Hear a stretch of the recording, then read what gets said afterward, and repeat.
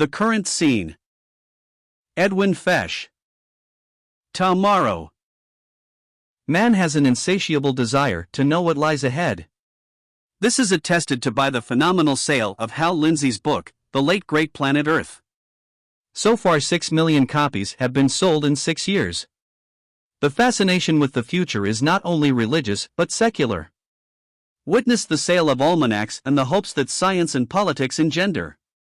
Man needs to be striving for something more than he has, otherwise stagnation sets in.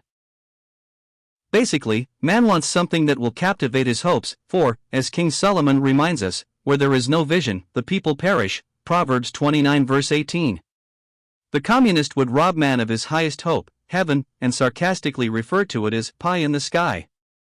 Their substitution for eternal bliss is to make a humanitarian utopia on earth. After all, to the communist, man is a long time dead, or is he?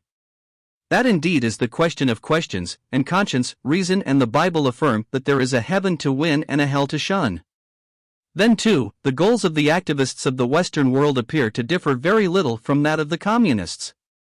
Since so many are to be found in the mainline churches, they have been dubbed as Marxists with a Bible in their hands.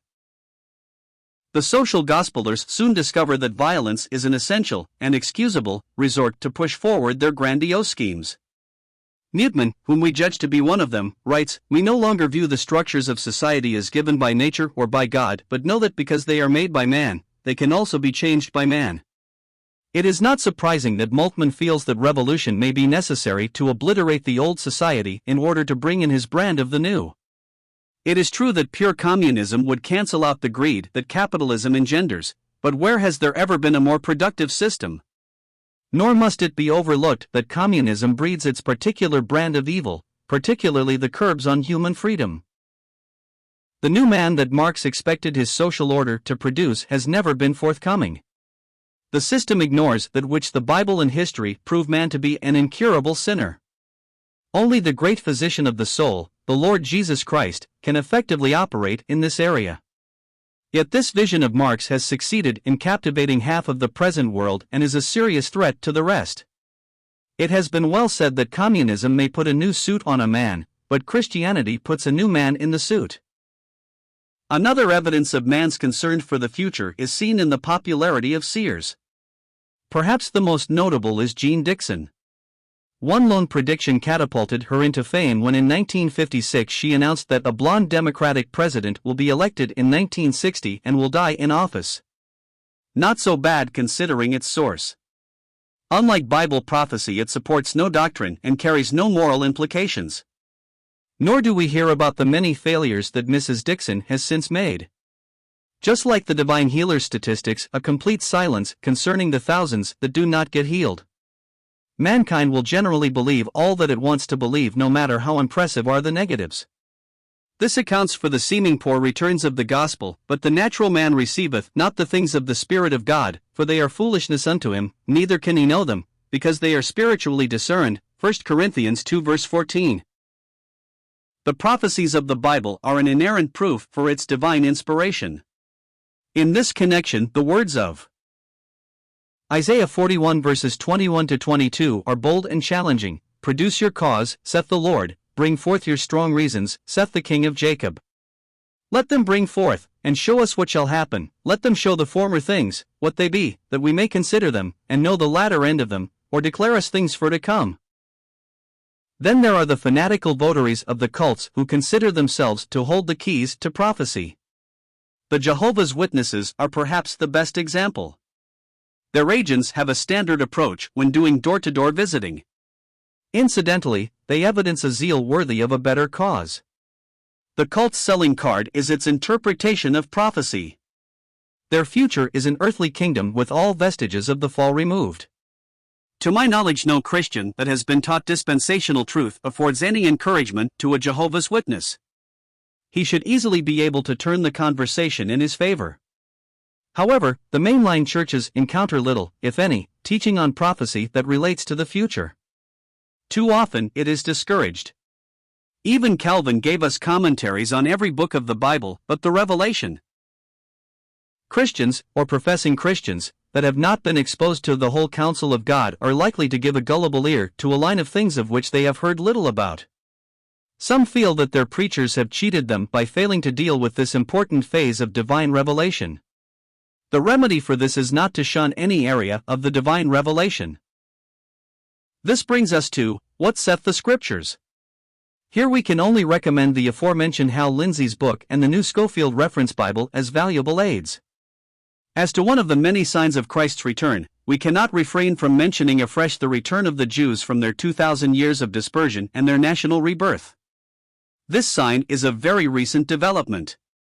It is too unusual in history to be explained as a random event. We have only to read Ezekiel 37 to appreciate the penultimate nature of this witness to the midnight cry, "Behold, the bridegroom cometh, go ye out to meet him," Matthew 25 verse 6. Energy. Our nation, and the rest of the world for that matter, faces a problem that promises to accelerate with the years until the crisis is reached. It is the foreseen diminishing supply of oil. Former President Ford said, somehow, the leadership in this country has to find a way to convince the American people that we're going to be in desperate straits by 1985 unless we move ahead. Incidentally, Ford failed miserably in his attempts to do something in this area. So far, President Carter and the Congress have come up with little more than rhetoric. Every solution is political dynamite. Some are going to hurt more than others, especially the poor. Perhaps the fairest solution would be rationing, but it is the most impractical when one thinks of the paperwork and the need for government enforcement. Already the government is in the doghouse because of too much interference in the ordinary life patterns of its citizens. Honesty and self-imposed discipline could do the job. Such commodities in society are scarce, especially today. So, the only alternative is for the government to impose eventually its heavy hand. Not only will individuals want their shakes, but the nations will be crying for their equal shares. Not only is oil destined to be in short supply, but other essential commodities are on the endangered list. Oil supplies the energy and fertilizers that make possible the massive grain harvests so essential to maintain the top-heavy millions of urban dwellers. The changed weather patterns are also occasion for concern. Anyway, the Bible prophesies of a czar of international dimensions who decides who will eat and who will not, Revelation 13 verses 16 to 17. All this is feasible in the kind of world that we see shaping up. There is little doubt that many of the things so graphically described in Revelation could be applied in John's day or soon thereafter. For instance, Nero, the destruction of Jerusalem and its temple, the fall of the Roman Empire and the rise of Mohammedanism.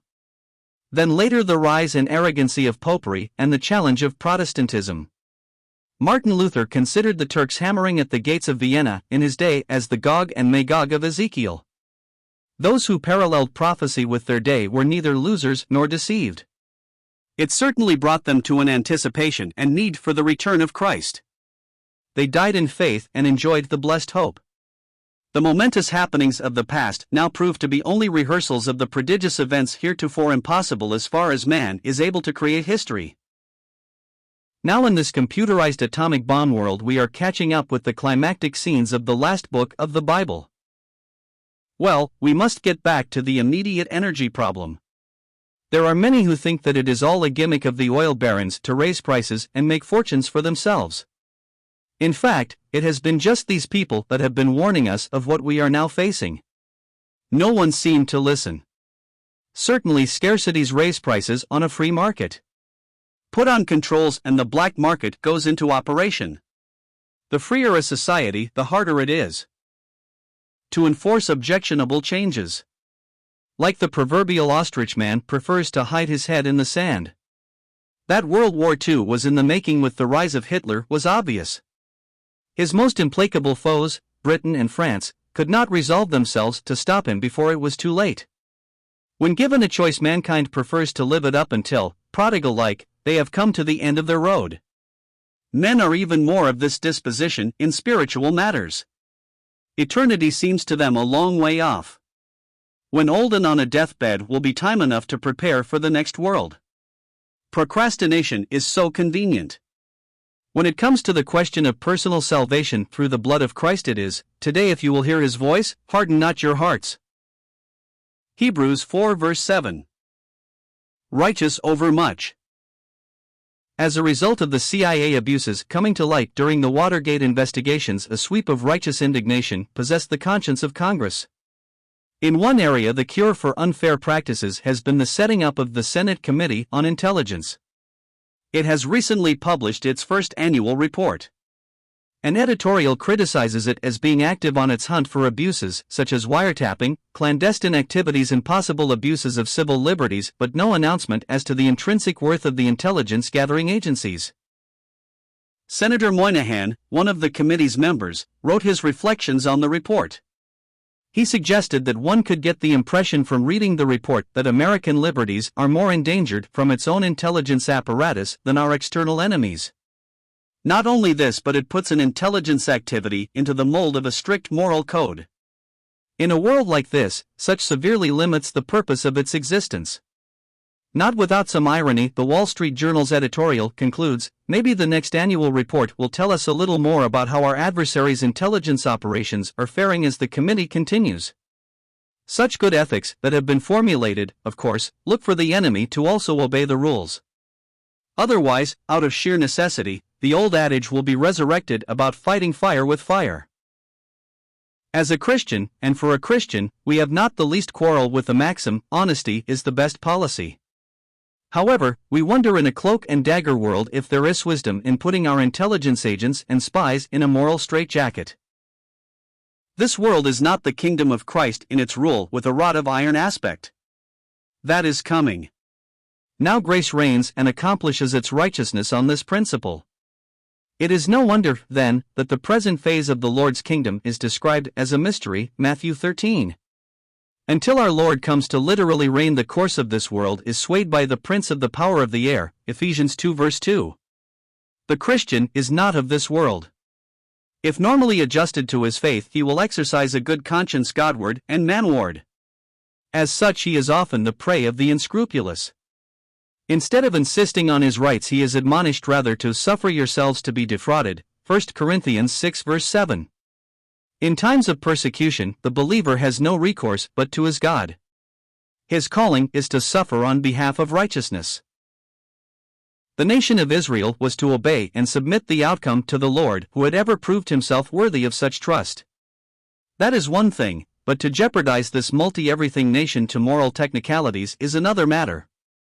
Of course, where there is faith in a living, righteous God, then one can afford to exercise the right as he sees it and leave the outcome to God's overruling providence. Such will be able to say, whatever betide, even so it seemed good in thy sight. The Christian can trust his God and not carry a big stick. The United States had better opt for both.